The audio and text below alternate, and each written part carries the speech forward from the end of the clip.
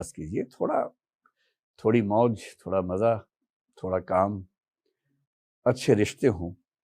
जीवन में कम से कम 1 या 2 अनकंडीशनल रिलेशंस अगर आपके पास हैं। अनकंडीशनल का मतलब जो आपको जज नहीं करते, जिनकी सपोर्ट के लिए आपको सोचना नहीं पड़ता कि सपोर्ट करेगा या नहीं करेगा, जिनके बारे में आप जानते हैं कि इसके लिए इतना ही काफ़ी है कि मैं एक पक्ष हूँ इस डिबेट में, तो ये नहीं पूछेगा कि तुम सही तरफ हो कि गलत तरफ हो। वो कहेगा तू है तो मैं तेरे साथ हूँ, बात खत्म। एक आध ऐसा रिश्ता होना बहुत ज़रूरी है। आमतौर पर माँ को ऐसा रिश्ता माना जाता है। एरिक फ्रॉम ने बहुत अच्छा एक किताब लिखी थी, द आर्ट ऑफ लविंग, उसमें जिक्र किया कि मैटरनल लव अनकंडीशनल लव होता है नॉर्मली, नॉट ऑलवेज। और पैटर्नल लव जो है, बाप का जो प्यार है, वो जजमेंटल वाला प्यार होता है, वो कंडीशनल लव होता है कि बेटा इतने नंबर लाओगे तो साइकिल देंगे, इतने लाओगे तो मोटरसाइकिल देंगे, इतने लाओगे तो रिक्शा देंगे। तो इस तरह का जो प्यार होता है ये कंडीशनल प्यार है। इसका मतलब ये नहीं कि सारे पिता कंडीशनल प्यार करते हैं, सारी माताएं इनकंडीशनल करती हैं। कभी कभी पिता भी इनकंडीशनल करते ही हैं, कभी कभी माताएं भी कंडीशन लगाती हैं। जनरल बात ये उन्होंने कही। आपको कंडीशनल प्रेम करने वाले हजारों लोग जीवन भर मिलते रहेंगे। आप जिस ऑफिस में काम करेंगे वहां भी कंडीशनल प्यार खूब मिलेगा। इस महीने इतना टारगेट पूरा कर दिया, लो प्यार ले लो थोड़ा सा। सीधी सी बात है, ये दुनिया के हर ऑफिस में होता है ना। इस महीने टारगेट कम किया तो प्यार नहीं मिल पाएगा इस महीने। तो ये कंडीशनल प्रेम है, कंडीशनल लव है, जो दुनिया की हर सेटिंग में मिलता है, सबको मिलता है। ठीक है, जैसे पॉलिटिक्स में भी होता है कि तुमने इलेक्शन जितवा दिया, लो प्यार ले लो भाई। इलेक्शन नहीं जितवाए तो प्यार नहीं मिल पाएगा।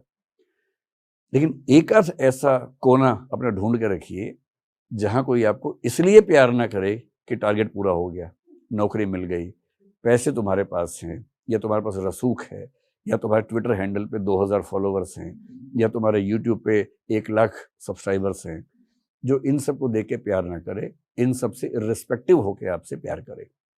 ऐसा एक भी रिश्ता जिंदगी में है तो जनरली आप डिप्रेशन में नहीं जाएंगे। डिप्रेशन में वो लोग जाते हैं जिनके पास आमतौर पर ऐसे रिश्ते नहीं होते, या उस समय कम से कम एक्टिव फॉर्म में नहीं होते हैं। तो काम कीजिए जम के, और काम को एंजॉय करने की कोशिश कीजिए। अगर काम को एंजॉय नहीं कर रहे हैं तो अपने बॉस से बात करके थोड़ा सा ट्विक करवाइए काम को कि मैं अगर ये काम करूँ ज़्यादा बेहतर काम कर पाऊंगा या कर पाऊंगी। हो सकता है आपकी नेचर का काम मिले, स्वधर्म के अनुसार काम करेंगे तो अच्छा भी लगेगा, ऐसा होता है। और काम के साथ साथ शाम को थोड़ा स्टैंड अप कॉमेडी देख लीजिए, कभी थोड़ा इश्क विश्क करते ही होंगे आप लोग इस उम्र में, है। और नहीं भी करते तो करना शुरू कर दीजिए, बहुत ज़रूरी है। उसके बिना तो जीवन का क्या मतलब है। रोबोट और इंसान में जो थोड़े बहुत अंतर बचे हैं आज के दौर में, एक यही तो है कि आप इमोशनल बीइंग हैं और रोबोट इमोशनल बीइंग नहीं है। यदि इमोशंस ही नहीं है तो फिर क्या जिएंगे उसके बाद। मैं एक और क्वेश्चन पूछूंगा इसी जी में जी जी पूछिए। कि जब कभी भी आपको एंग्जाइटी होती है, हाँ हाँ। तो आप उस एंग्जाइटी को ख़त्म करने के लिए इंस्टेंट सॉल्यूशन क्या करते हो, और लॉन्ग टर्म इसका सॉल्यूशन क्या हो सकता है? एंग्जाइटी मतलब उसके बाद से ऐसा नहीं कि मुझे कभी हुई नहीं, एक आध दिन, कभी 2 घंटे, आधा घंटा, सिचुएशंस आती हैं ऐसी जो नॉर्मल बातें हैं। जब एंग्जाइटी होने लगी आपको अचानक से, सबसे आसान तरीका है जो 3 इडियट्स फिल्म में शायद वायरस ने बताया था। वही बात है, या मुन्ना भाई में था, किसी में था, कि जैसे ही तनाव होने लगे जोर से हंसना शुरू कर दो। मुन्ना भाई में शायद था ना। मैं ये नहीं कह रहा कि आप हंसे ही, वो एक तरीका है। बेसिक बात है कि जिस चीज से देखिए, एंग्जाइटी में क्या होता है, एंग्जाइटी का मूल लक्षण ये है कि आपकी जो थिंकिंग की स्पीड है रॉकेट जैसी हो जाती है। बहुत तेज थॉट्स आती है, रनिंग थॉट्स बोलते हैं उनको, और वो सारी रनिंग थॉट्स नेगेटिव होती हैं या अमूमन नेगेटिव होती हैं। तो नेगेटिव थॉट्स का बहुत तेज गति से आना एंग्जाइटी। एंग्जाइटी को रॉकेट साइंस नहीं, सिंपल सी बात, एंग्जाइटी ये होती है। ठीक, ये हम सबके साथ होता है, नॉर्मल सी बात है। अगर दिन में, सप्ताह में 1 आध बार हुआ तो नॉर्मल बात है, कोई तनाव की बात नहीं है। ज्यादा होने लगे तो चिंता की बात है। और जब ये एंग्जाइटी साइकोसोमेटिक बन जाती है, साइकोसोमेटिक का मतलब है साइकोलॉजिकली शुरू होके बॉडी पे असर पड़ने लगे, सोमेटिक हो जाए। जब आपको एंग्जाइटी की वजह से हाथ पैर में थोड़ी सनसनाहट होने लगे, झुंझुनाहट होने लगे, टिंगलिंग होने लगे, मतलब वाइब्रेशंस होने लगे, सिर में दर्द होने लगे, नींद नहीं आ रही, आप करवटें बदल रहे हैं, लगातार नींद आ ही नहीं रही आपको, ये अब केवल मामला मन का नहीं है, अब ये मन का असर शरीर पे होने लगा है, ये साइकोसोमेटिक मामला बन गया है, ये रिस्की बात है। और अगर ये 2 सप्ताह लगातार चल गया तो ये डिप्रेशन हो जाएगा उसके बाद। डिप्रेशन की परिभाषा है कि कम से कम 2 सप्ताह की वो अवस्था हो और आप हेल्पलेसनेस, पर्पसलेसनेस, वर्थलेसनेस ये सब महसूस करें कि जीवन का सार नहीं है, मेरे आसपास कोई नहीं है, मैं अकेला हूँ, निराश हूँ, अवसाद में हूँ, हताशा में हूँ, निरर्थक हो गया हूँ, अगर ये सब फीलिंग्स लगातार सस्टेन करें तो आप डिप्रेशन में चले जाते हैं, जो कि बहुत बुरी अवस्था होती है। तो कभी आपको एंग्जाइटी हो, इससे सबसे आसान तरीका है, ठीक उस समय एंग्जाइटी जैसे शुरू होने लगे, उस विषय पर सोचना नहीं है, कामित नहीं करना है। पर इतना आसान नहीं। अब जिस पे नहीं सोचना चाहेंगे, सारे विचार उसी पे आते हैं उस समय। तो अगर मैं कहूँ कि मेडिटेशन कर लो, वो सब उस समय होता नहीं है, मुझसे तो नहीं होता है, आपसे शायद हो जाता हो, मुझसे तो नहीं होता है। तो सबसे अच्छा तरीका उस समय आपको फिल्म देखना शुरू कर दें या रील्स देखना शुरू कर दें। रील्स में ऐसे बहुत इंटरेस्टिंग इवेंट्स होते हैं 10-10 सेकंड के।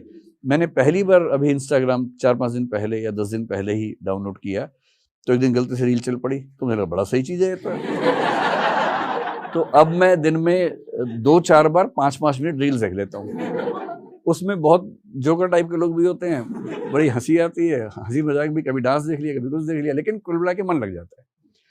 तो अगर आप रील्स रात दिन देख रहे हैं तो दिक्कत है, लेकिन 1 घंटे में 1 मिनट रील देख के अगर आपका मन बहल जाता है तो क्या बुराई है। तो जब भी ऐसा एंग्जाइटी जैसा हो, कुछ तुरंत दिमाग बदलिए, कोई गेम खेल लीजिए। सबसे अच्छा है रनिंग कर लीजिए या जॉगिंग कर लीजिए या तेज गति से चलिए। देखिए, एंग्जाइटी नेगेटिव हार्मोन्स को बढ़ाएगी, इतना ही करना है कि पॉजिटिव हार्मोन्स को ले आना है। और पॉजिटिव हार्मोन्स कैसे आते हैं? अगर किसी से मोहब्बत करते हैं उसको फ़ोन कर लीजिए, ऑक्साइटोसिन रिलीज हो जाएगा। ऑक्साइटोसिन क्या है? लव हार्मोन है, उससे आप अच्छा फील करते हैं। या आप ऐसा कीजिए, थोड़ा तेज चलिए, भागिए, तो एंडोर्फिन्स रिलीज हो जाएंगे। एंडोर्फिन्स का मतलब है कि एक हैप्पी फीलिंग आती है एक्सरसाइज करने के बाद। डिप्रेशन टिक ही नहीं सकता उसके सामने। ये डोपामाइन है, जब आप अच्छे लोगों से मिलेंगे, कुछ अच्छा इंटरेस्ट से काम करेंगे तो वो रिलीज हो जाएगा।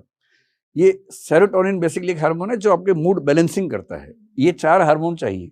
इनमें से जो सबसे आसान लगे उस समय, अकेले हैं, रनिंग, चलना शुरू कर दीजिए। किसी ऐसे व्यक्ति के साथ जिससे प्रेम करते हैं उसके साथ थोड़ा बैठ जाइए।